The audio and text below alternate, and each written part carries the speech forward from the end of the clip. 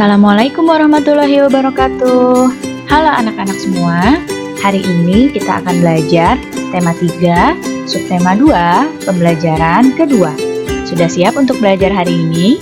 Kalau sudah siap, mari kita mulai belajarnya.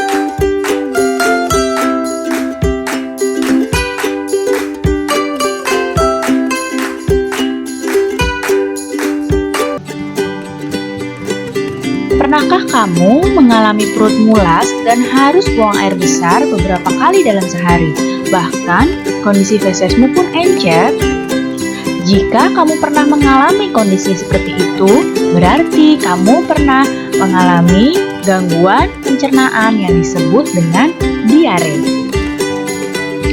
Nah, lihat pada gambar ada seorang anak yang sedang ke dokter dan dia mengatakan bahwa dia pada hari itu sudah 5 kali buang air besar. Dan dokternya berkata bahwa anak itu sedang terkena diare dan kondisinya akan membaik setelah diberi obat. Sebenarnya diare itu apa sih? Diare adalah penyakit yang ditandai dengan buang air besar yang encer dan lebih sering dari biasanya. Nah, diare itu terjadi ketika makanan dan cairan yang dimakan berlalu terlalu cepat dan terlalu besar jumlahnya pada saluran pencernaan.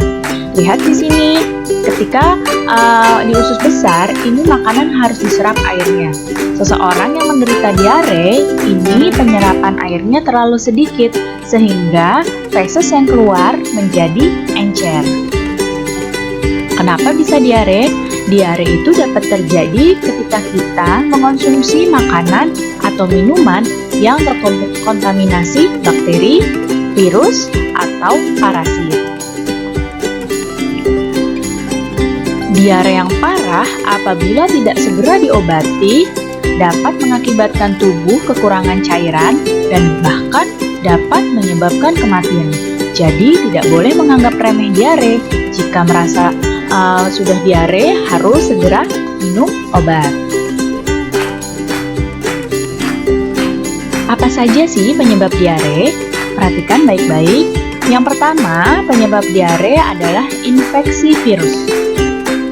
Di sini penyebab diare pada anak itu adalah rotavirus, ya. Jadi yang paling sering terjadi pada anak-anak adalah rotavirus.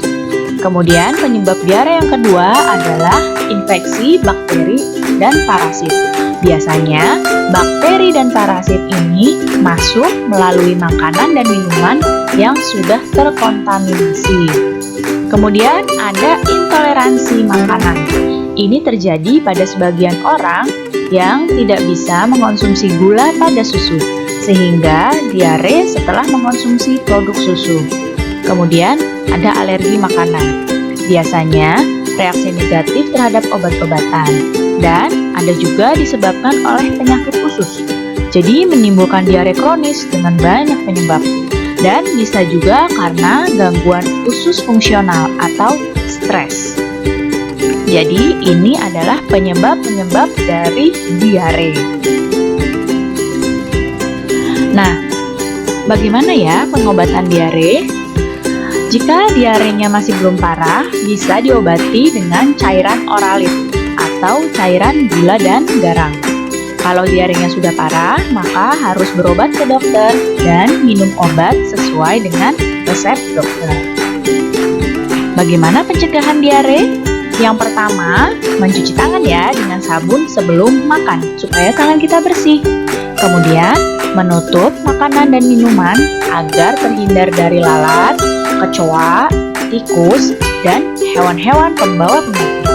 Kemudian, minum air yang sudah dimasak, jadi airnya harus matang. Dan tidak jajan sembarangan. Jika ini kamu berusaha lakukan, kamu akan terhindar dari diare. Kamu sudah belajar gangguan pada sistem pencernaan. Penyakit-penyakit tersebut dapat disembuhkan dengan obat. Banyak perusahaan farmasi yang memproduksi obat. Nah, untuk mengenalkan produk-produk obatnya, perusahaan farmasi itu mempromosikan produknya melalui iklan. Iklan itu juga bisa disampaikan lewat media elektronik seperti televisi. Jadi bukan hanya dengan media cetak ya, bisa juga dengan media elektronik seperti TV.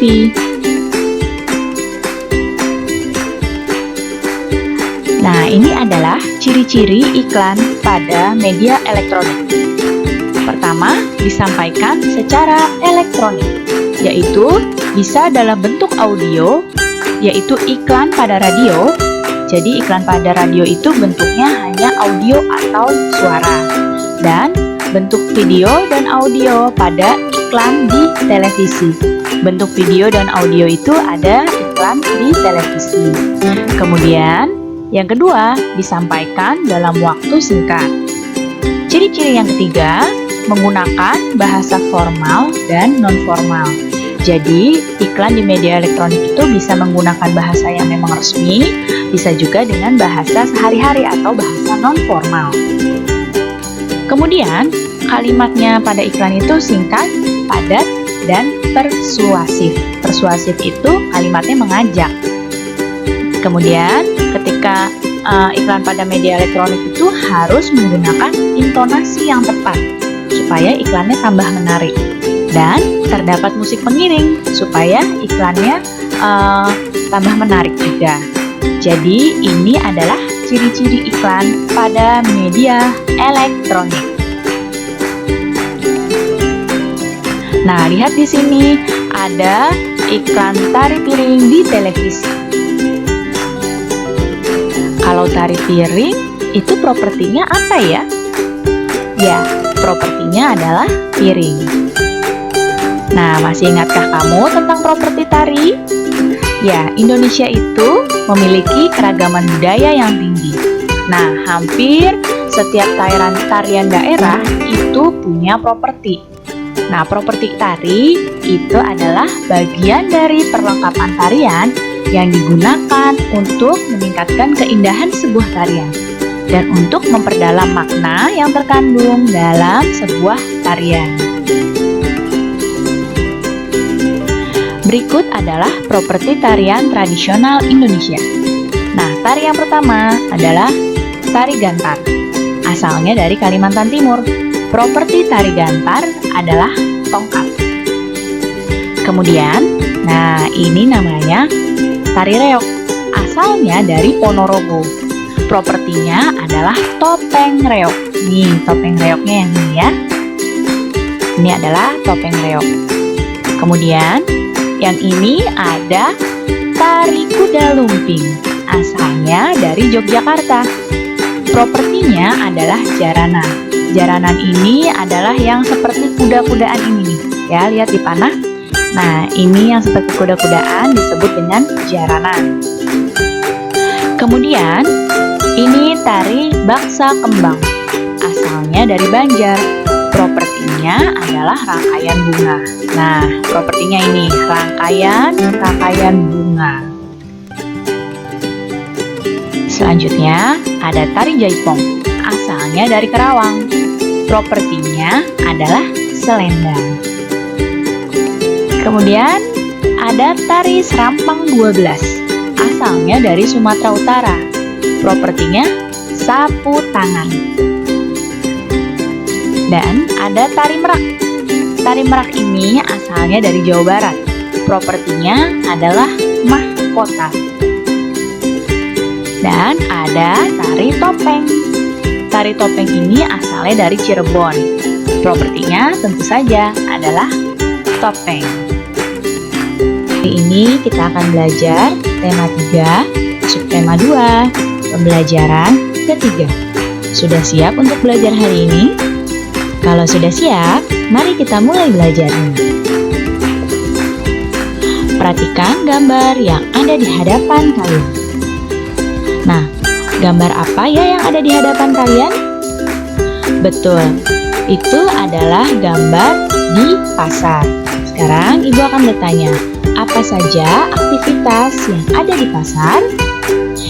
Ya, aktivitas yang ada di pasar adalah aktivitas jual beli antara penjual dengan pembeli.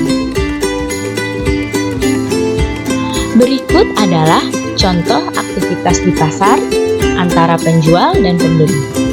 Aktivitas yang dilakukan penjual di pasar yaitu yang pertama menawarkan barang dagangannya. Kemudian yang dilakukan penjual aktivitasnya adalah tawar-menawar harga dengan pembeli. Dan juga aktivitas yang dilakukan penjual tentu saja menjual barang. Dan aktivitas yang dilakukan oleh pembeli di pasar adalah memilih barang yang akan dibeli, kemudian tawar-menawar harga dengan penjual, membeli barang, dan melakukan pembayaran barang.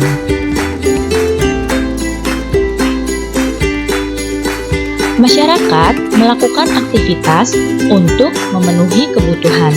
Semua aktivitas yang menggabungkan aspek sosial dan ekonomi untuk mencapai kesejahteraan sosial disebut pembangunan sosial. Pembangunan sosial itu dimaksudkan untuk meningkatkan kesejahteraan sosial, di mana kebutuhan masyarakat secara sosial, ekonomi, dan spiritual dapat terpenuhi. Berikut adalah bidang-bidang pada pembangunan sosial. Ada bidang pada taraf hidup masyarakat, ada bidang ketertiban dan keamanan, ada bidang kesehatan, bidang pendidikan, dan bidang kerohanian.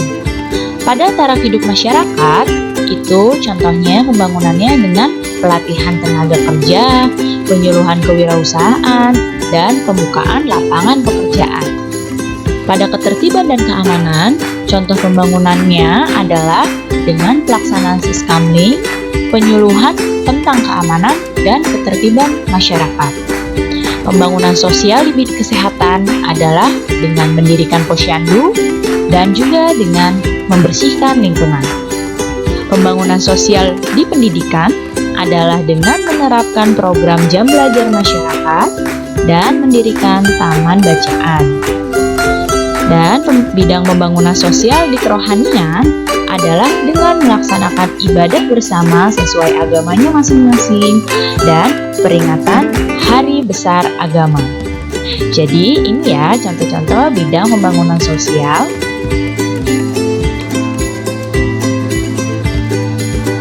Nah, masyarakat Indonesia itu terdiri atas beragam suku bangsa. Ya, keberagaman suku bangsa ini menciptakan keberagaman adat istiadat. Jadi, bukan hanya keberagaman suku, bangsa, kemudian agama, ada juga keberagaman adat istiadat yang berbeda-beda di setiap daerahnya. Apa itu adat istiadat? Adat istiadat adalah kebiasaan sosial yang sudah lama ada secara turun-temurun di masyarakat. Jadi, adat istiadat ini kebiasaan sosial yang dilakukan secara turun-temurun di masyarakat. Berikut adalah beberapa adat istiadat yang ada di Indonesia. Nah, ini adalah upacara ngaben, asalnya dari Bali. Jadi, ini adalah upacara pembakaran jenazah di Bali. Kemudian ada lompat batu Fahumbu, asalnya dari Nias. Lompat batu ini merupakan ritual pendewasaan seorang laki-laki dari suku Nias. Selanjutnya ada ngobeng, asalnya dari Sumatera Selatan. Nah, ini adalah tradisi menjamu tamu oleh masyarakat Palembang. Selanjutnya ada upacara sisingaan, asalnya dari Jawa Barat. Upacara ini merupakan tradisi mengarak anak sehari sebelum disunat. Nah, selanjutnya ada tedak siten, asalnya dari Jawa. Merupakan upacara pada saat pertama kali seorang anak belajar menginjakkan kaki ke tanah. Dan yang ini adalah kebo-keboan, asalnya dari Banyuwangi. Nah, ini merupakan upacara memohon kesuburan sawah dan hasil panen yang melimpah. Adat istiadat tersebut menggambarkan keragaman suku dan budaya di Indonesia. dalam pelaksanaan upacara adat tersebut akan terjalin kerjasama yang baik antar warga masyarakat, sehingga dapat menciptakan kerukunan. Nah, sekarang perhatikan iklan berikut ini. Nah, di sini ada iklan dengan kalimat hidup rukun, cermin budaya bangsa Indonesia. Sekarang Ibu tanya, ini termasuk iklan media cetak atau media elektronik ya? Ya, ini termasuk iklan media cetak. Nah, sekarang kita akan membahas perbedaan antara iklan media cetak dengan iklan media elektronik. Berikut perbedaannya. Pada iklan media cetak, iklannya ini disampaikan secara tertulis. Kalau iklan media elektronik, iklannya disampaikan secara lisan, melalui suara atau video. Iklan media cetak, iklannya dapat dibaca kapan saja. Kalau iklan media elektronik, iklan hanya ditampilkan dalam waktu yang singkat. Kemudian, pada iklan media cetak, bahasa yang digunakan adalah bahasa yang formal. Sedangkan pada iklan media elektronik, bahasa yang digunakan bisa bahasa yang formal maupun non-formal. Nah, walaupun terdapat beberapa perbedaan, kedua jenis iklan tersebut memiliki persamaan, yaitu sama-sama dibuat untuk meyakinkan dan memengaruhi pembaca atau pendengarnya.